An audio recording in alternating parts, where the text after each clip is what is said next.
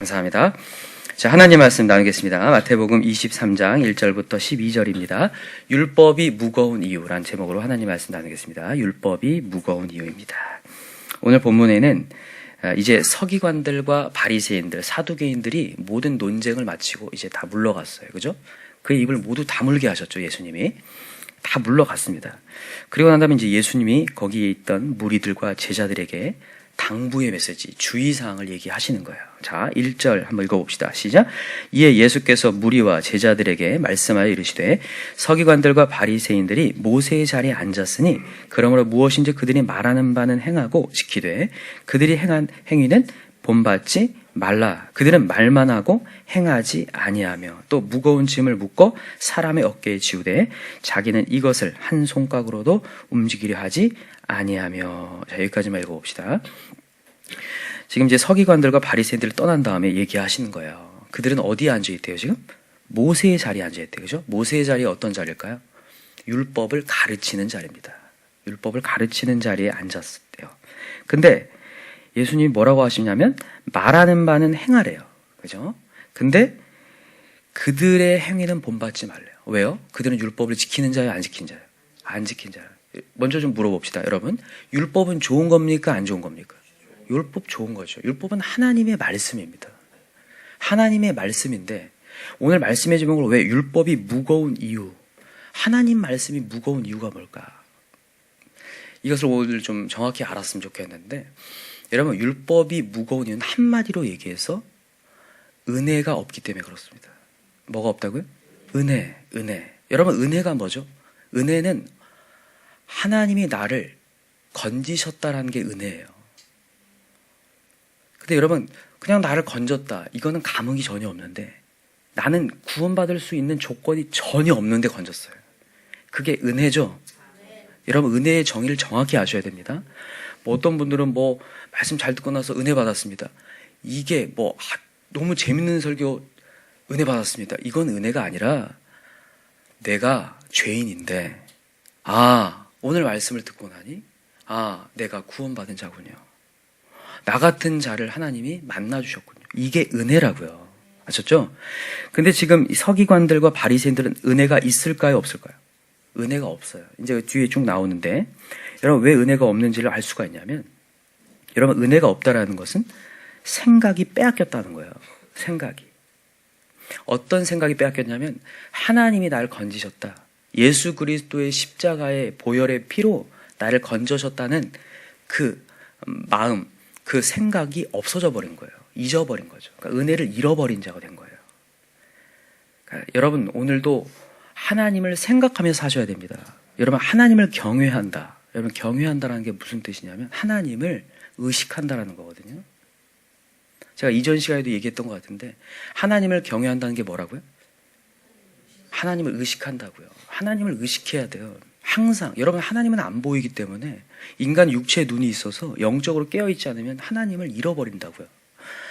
그래서 여러분, 오늘도 우리는 생각을 빼앗기지 않길 바랍니다. 근데 오늘 이 바리새인과 서기관들은 생각이 빼앗겨져 있어요.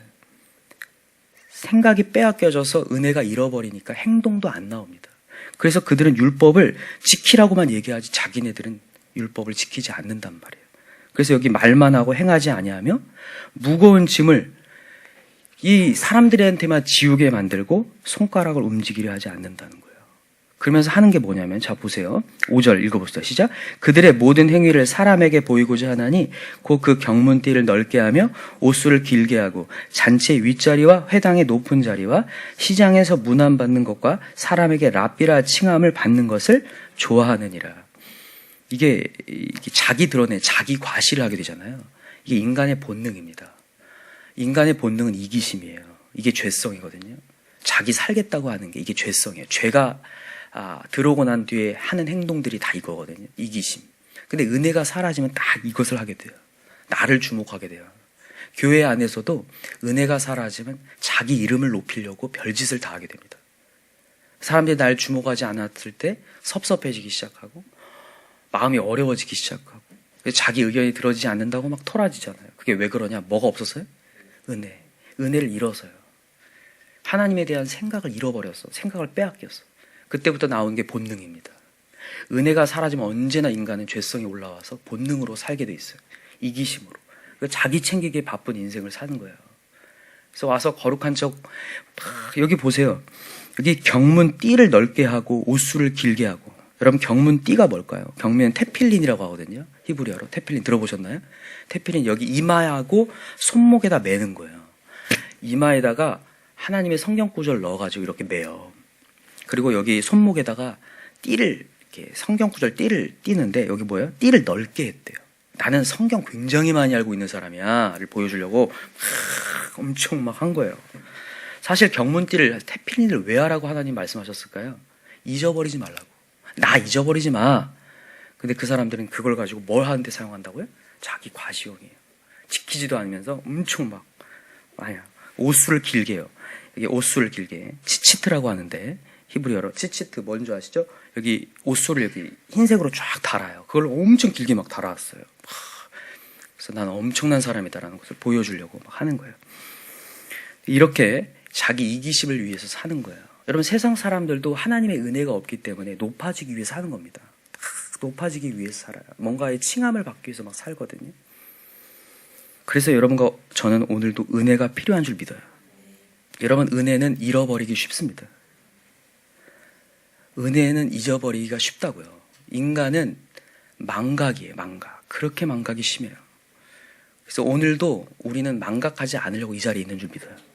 나는 죄인인데 구원받을 조건이 전혀 없는데 오늘 하나님께서 나를 건져주셨다.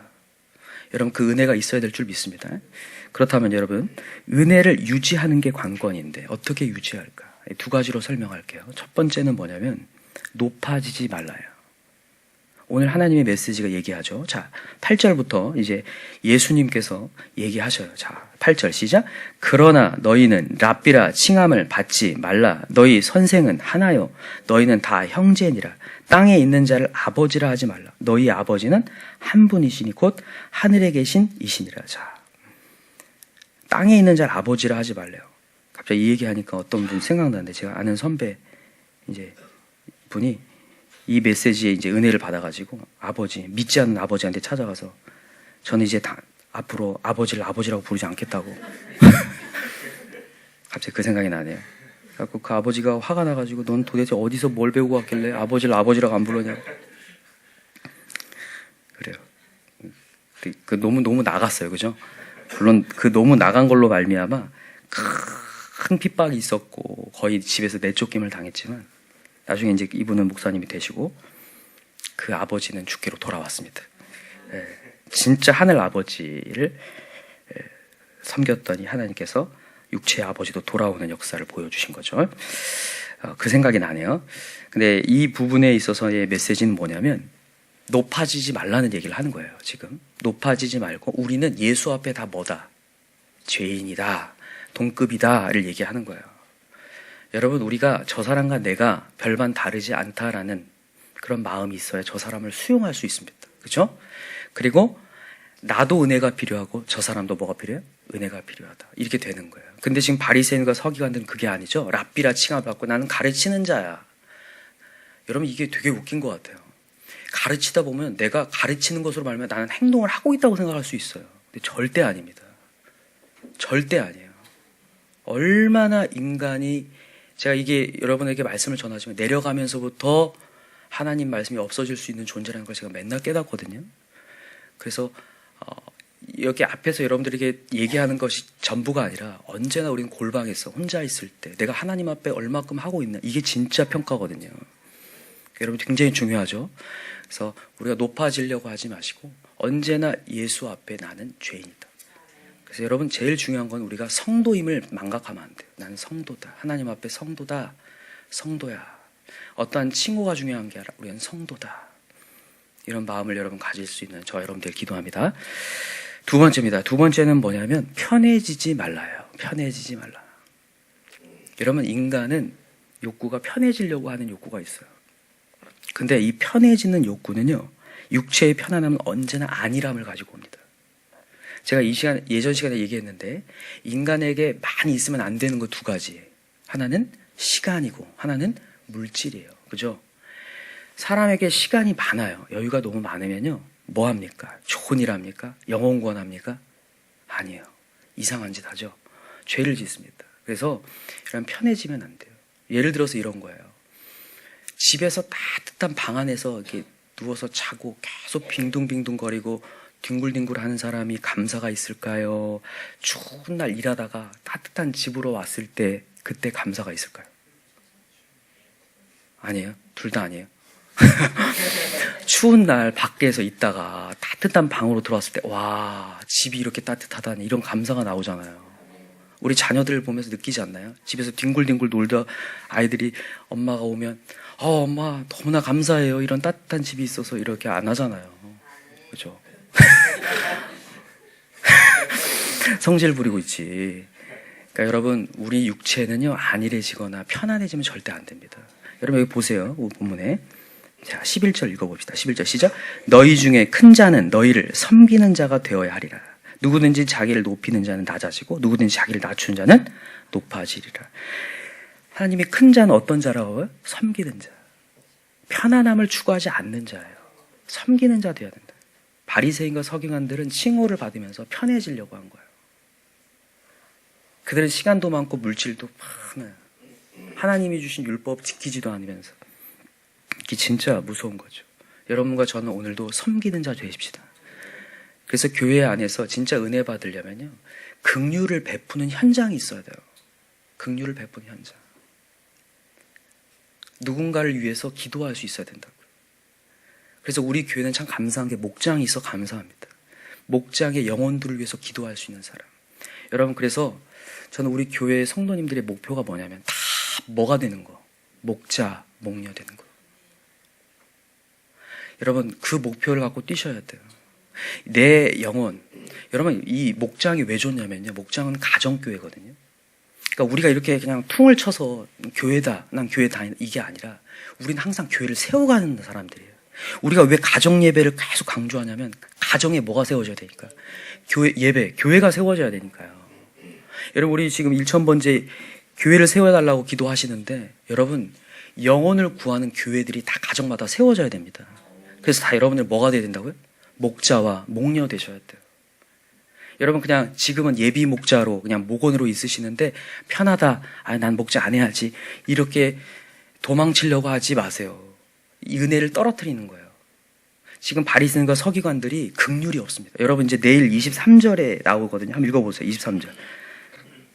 23장 23절 같이 읽읍시다. 시작. 화 있을진저 외식하는 서기관들과 바리새인들이여, 너희가 박하와 회당과 근체 11조 들이되 율법에 더 중한 바 정의와 긍휼과 믿음은 버렸도다. 긍휼의 현장을 버렸어요. 베푸는 자리를 버려버렸어요. 그래서 저 사람들이 막 어떤 율법으로 말미암아 짐을 지고 있는 것도 몰라요. 자기는 안 하니까. 근데 우리는 목자 목녀가 되어보면 그 영혼을 품게 되고 목회자의 심정도 알게 되고 진짜 목자 목녀 되어야 됩니다. 그래서 여러분, 우리 자녀들도 목자 목녀 되게 해달라고 기도하셔야 되고 우리도 목자 목녀가 되게 해달라고 기도하셔야 돼요. 그래서 하나님의 영혼들이 맡겨져서 그 영혼을 위해서 울 수 있는 사람, 긍휼의 현장. 정말 그냥 이렇게 목원으로 목자 목녀가 기도하라는 거 기도하는 사람하고 목자가 되어서 그 영혼을 품고 기도하면 천지 차이거든요, 진짜. 그래서 다 목자 목녀 되시기 바랍니다. 네. 오늘 새벽 괜히 오셨죠? 근데 이거 진짜입니다. 정말이에요. 우리 교회가 영혼을 품을 때 예수님께서 올라가시면서 하신 메시지가 가서 뭐하라? 제자를 삼으라고요. 제자를 그냥 키워서 그냥 있으라는 게 아니라 제자를 삼으라고 해서 삼으라고. 내가 품으라는 거예요. 제자를. 내가 품는, 진짜 내가 아주 다이렉트로 나 아니면 안 될 정도로 그 영혼을 품지 못하면, 그런 주인의식이 없으면 이 은혜를 받을 수 없다라는 거예요. 그래서 여러분과 제가 진짜로 다이렉트로 영혼을 품을 수 있을 만큼의 목자 목녀 되실 수 있도록 그 목표를 위해서 뛰어가셨으면 좋겠습니다. 오늘 메시지, 여러분, 율법이 무거운 이유가 율법 자체가 무거운 게 아닙니다. 은혜가 없고 생각이 빼앗겼기 때문이에요. 또 하나는 은혜의 현장, 긍휼의 현장이 없어요. 은혜를 베풀 현장이 없으니까 여러분, 사람이 뭔가 베풀 현장이 없으면 안 하게 됩니다. 자녀가 있으면 열심히 벌려고 하는 마음도 있는데 없으면 안 하게 되거든요. 그러니까 여러분과 제가 오늘도 뭔가를 부양해야 되고 책임져야 될 것이 있으면 하게 되잖아요. 은혜를 받게 되거든요. 그래서 오늘도 긍휼의 현장을 달라고 여러분 기도하셨으면 좋겠고, 하나님 오늘도 생각이 빼앗기지 않게 하여 주십시오. 하나님 살아계시고 십자가의 영광이 나한테 있는데 그거 빼앗기지 않게 하여 주옵소서. 오늘 기도할 수 있는 저와 여러분들 간절히 기도합니다. 이 시간 기도합시다. 우리 간절한 마음으로 기도할 때 서기관들과 바리새인, 우리도 어느 순간 서기관과 바리새인일 수 있습니다. 율법이 너무 무거워지고 예배의 자리가 힘겨워질 때가 있습니다. 은혜를 받든 말든 내가 뭐 은혜를 베풀 현장도 없는데 내가 왜 은혜를 받아야 됩니까? 이렇게 필요성 없이 느껴질 때 있습니다. 오늘도 우리에게 은혜의 현장을 허락하여 주옵소서. 오늘도 영혼을 위해서 더 품을 수 있는 자 되게 도와 주시옵소서. 오늘도 십자가의 은혜를 받은 자인데 은혜를 베풀 수 있는 그런 현장들, 오늘도 그런 VIP들에게 복음을 전할 수 있는 현장을 허락해달라고 이 시간 우리 주여 삼창 우리 간절히 부르고 기도하겠습니다. 주여, 주여, 주여. 하나님 아버지,